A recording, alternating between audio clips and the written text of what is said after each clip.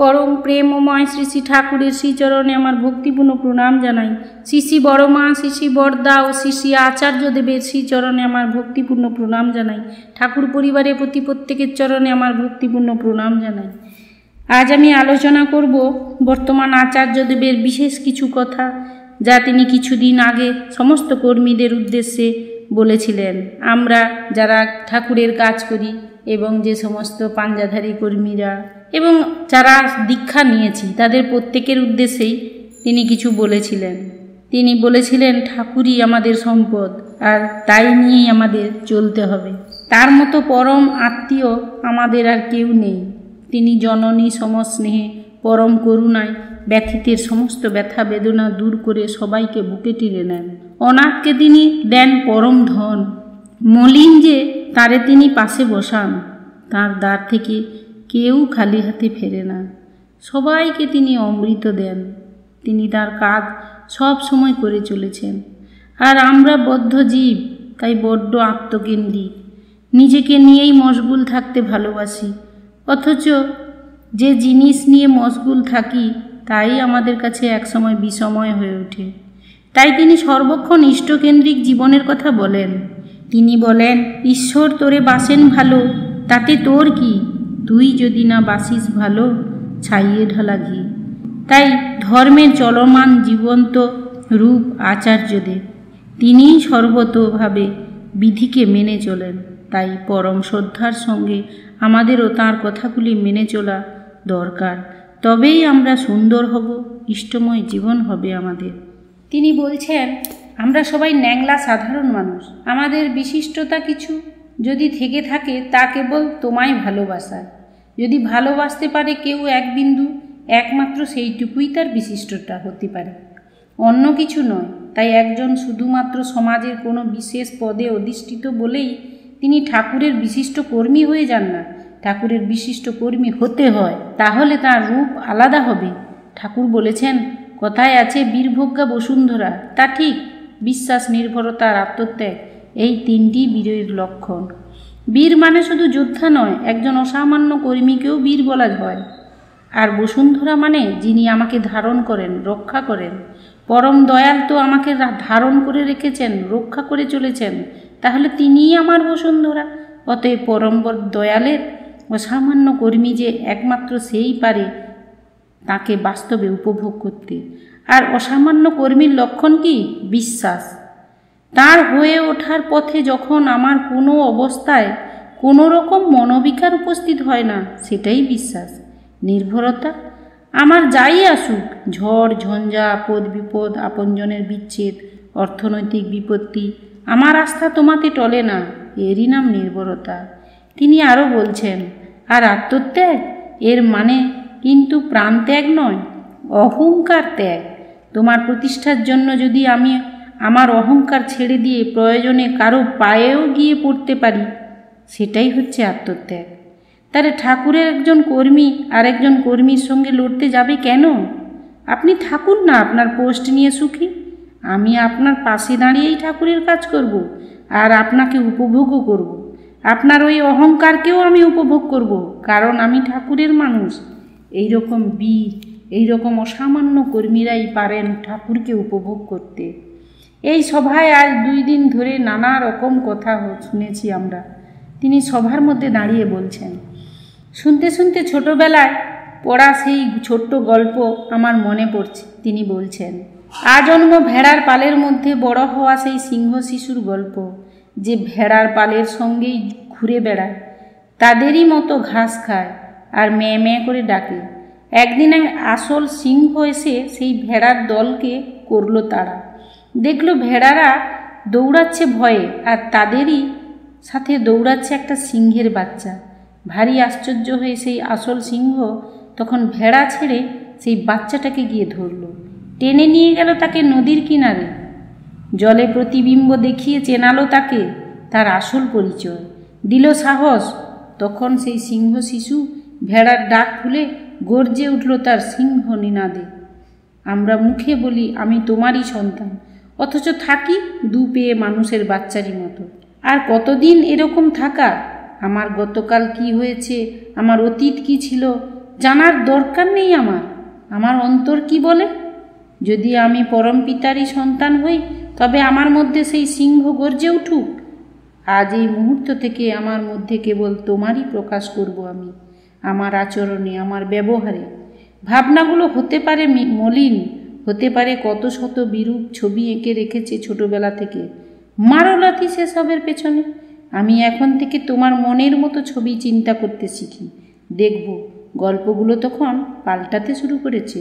তিনি বলছেন, এটাই তো ঠাকুরত্ব জাগা। আর ঠাকুর যদি না জাগলেন কারো মধ্যে, তাহলে তো সারাটা জীবন একা একটা মেকি ঘটনা মাত্রেরই সাক্ষী হয়েই রয়ে গেল সে। আর এই মেকিত্বই চারিয়ে বেড়ালো সকলের মধ্যে। তার চেয়ে বরং আমরা অকপট। তোমার কি না এই প্রশ্নটাই থাক, দেখা যাক না, চেষ্টা করে দেখি না কি হয়। ইংল্যান্ড থেকে এসেছেন একজন, আমাকে জিজ্ঞেস করছেন, দাদা আপনি কখন ঘুম থেকে ওঠেন? আমার মনে হলো আমি কখন উঠি সেটা আমি নিজে বলবো কেন? আমার পরিবারের লোকেরাই তো এর উত্তর দিতে পারে। শুধু ঘুম থেকে ওঠাই নয়, সারাদিন অন্দরমহলে আমি কি করি সেটা তো তারাই সঠিক বলবে। একটা মানুষের শুধু বাহ্যিক প্রকাশটা তার পরিচয় হতে পারে না। আমার বাইরের প্রকাশটা আর অন্দরমহলের প্রকাশটা একাকার কিনা সেটা মিলিয়ে দেখে নিন আমি কেমন মানুষ। আমার বাচ্চাটাকে বলতে হবে না আমি ঠাকুরের মানুষ কিনা। আমার আচরণ দেখেই সে বুঝে যাবে ঠাকুরের মানুষ কেমন হয়। আমি ভাবি কিনা ঠাকুরকে নিয়ে, চেষ্টা করি কিনা তার জন্য, আমার বাচ্চা তো সেই দেখেই শিখবে। আর একজন ভেজাল মানুষ যদি হয়, দুনিয়ার আর কেউ না হোক, সবার আগে তার নিজের বাচ্চাটার চোখেই সে চোখ রাখতে লজ্জা পাবে। শুধু লোকের সামনে যদি বড় বড় কথা বলে বেড়ায়, তাহলে তার ওই ভেজালগুলো সবার আগে ধরা পড়বে তার সন্তানেরই কাছে, তার স্ত্রীর কাছে। তাদের এক বিন্দু শ্রদ্ধা জাগবে না তার প্রতি, তার চেষ্টা এক বিন্দু উদ্দীপ্ত করবে না তাদের।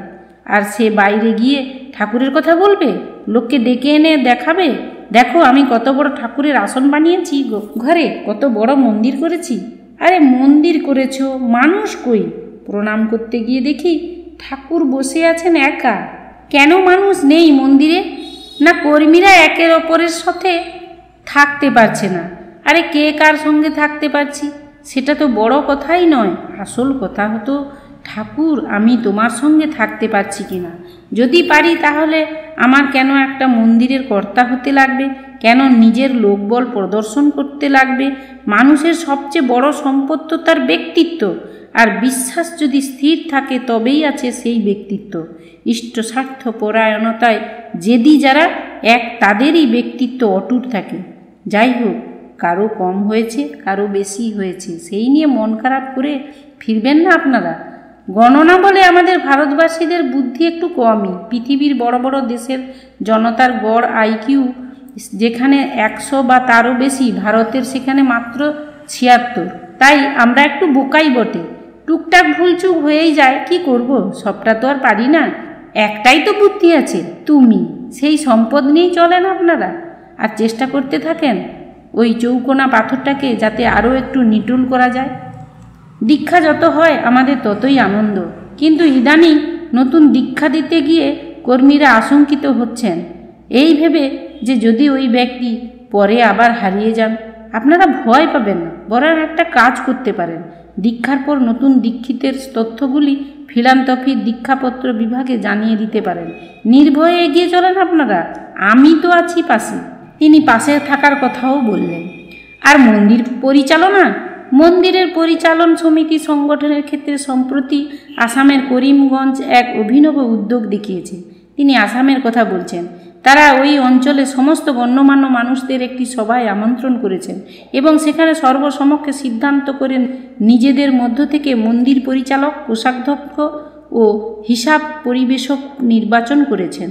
এবং এই নির্বাচিত 3 জনের কেউই পাঞ্জাধারী নন। এই নিরপেক্ষতা দেখে সেই সভায় উপস্থিত সমস্ত অদীক্ষিত ব্যক্তিবর্গ বিস্ময়ে আর শ্রদ্ধায় নত হয়ে তাদের সাধুবাদ জানিয়েছেন। এটাই তো পরিণত মনের চিন্তা। তিনি আরও বলছেন, উৎসবের সংবাদ দিনে যারা এখানে আসে, আমি তাদের বলি, উৎসবে অদীক্ষিত মানুষ কজন এসেছিলেন? তাদের কি তোমরা শুধু ভান্ডারার প্রসাদ খাইয়েই বাড়ি পাঠিয়েছ, নাকি ঠাকুরের কথা কিছু শুনিয়েছ? যাজন করেছ কি তাদের? আমরা ঠাকুরকে নিয়ে কেমনভাবে চলছি সেই কথা কি তাদের বলেছ? আগেকার দিনের মতো লোকের হাত ধরে টেনে টেনে এনে দীক্ষার আসনে বসানো, এটা আমি মানতে পারি না। যথাযথ যাজন করবে, যথাযথ। তুমি নিজে ঠাকুর ধরে কেমন আছো, কি তোমার জীবনে পরিবর্তন এসেছে, সেই কথাগুলোই তাদের মনে এঁকে দাও। দেখবে তাদের মধ্যে থেকে কত লোকে অনুপ্রাণিত হয়ে দীক্ষা নেবে। এই সম্ভাবনাটা হারিও না। আমরা তো বিচক্ষণ মানুষ, আমরা ঠিক পারবো, কারণ আমরা তো তোমায় ভালোবাসি ঠাকুর। ভর দুনিয়ায় তোমার মতো আর কে আছে? ইষ্টভীতির মধ্য দিয়ে আমার নিত্যদিনের কর্মফল তুমিই গ্রহণ করছো, আমায় মুক্ত রাখছো, আমায় বরাভয় দিয়ে চলেছ। তোমার মতো আর কাকে পাবো? ইষ্টভীতি তো টাকা পয়সার গল্পই নয়। খালি গায়ে শুধু একটা পৈতে গলায় বসে আছেন বিশ্ব দুনিয়ার মালিক, তার লাগে আমাদের টাকা? কত লোকে বলে আমি তো গরিব, ইষ্টভীতি করব কি করে? আমার একটাই প্রশ্ন, তুমি গরিব হতে পারো, ভিক্ষা করে খেতে পারো, কিন্তু যেদিন যেটুকু যা জুটেছে তা থেকেই কি একটা দানা ঠাকুরের জন্য তুলে দিতে পারবে না? তাহলে ওইটুকুই তুলে রাখো তোমার গুরুর জন্য। 30 দিনে যদি ওইটুকুই হয় তোমার সম্বল, তাই পাঠিয়ে দিও। কিন্তু ইষ্টভীতিতে অন্তত করো, কায়েম থাকবে। তাতে তোমার দারিদ্র্য হয়তো রাতারাতি ঘুচে যাবে না, কিন্তু যে দারিদ্র ব্যাধি তোমার অন্তরে বসে আছে তা থেকে তুমি নিশ্চিত মুক্তি পাবে। আর এইভাবে কোনো একদিন হয়তো তুমি সুবিধাও দেখতে শুরু করবে। তাই কার্পণ্য করো না।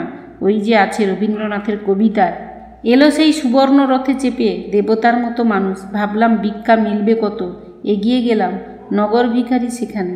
নেমে এলো সেই দেবতা, এসে বলে তুই আমাকে দে। পাতলো যেই হাত, ঝুলি থেকে দিলাম একখানি দানা তুলে সেই হাতে। ভিক্ষা শেষে ফিরে যখন নিজের ঘরে উজাড় করেছি ঝুলিখানি, দেখি একখানি দানা হয়েছে সোনায় পরিণত। তখন হায় হায় করি, কেন দিই নাই তুলি তোমায়, আমার ছিল যত। এইভাবে তিনি আমাদের সবাইকে অনুপ্রেরণা দিয়ে চলেছেন অনবরত।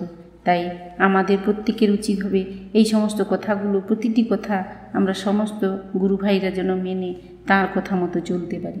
যাই হোক, সবাই ভালো থাকবেন, সবাই সুস্থ থাকবেন। সবাইকে আমার জয়গুরু জানিয়ে এখানেই শেষ করছি।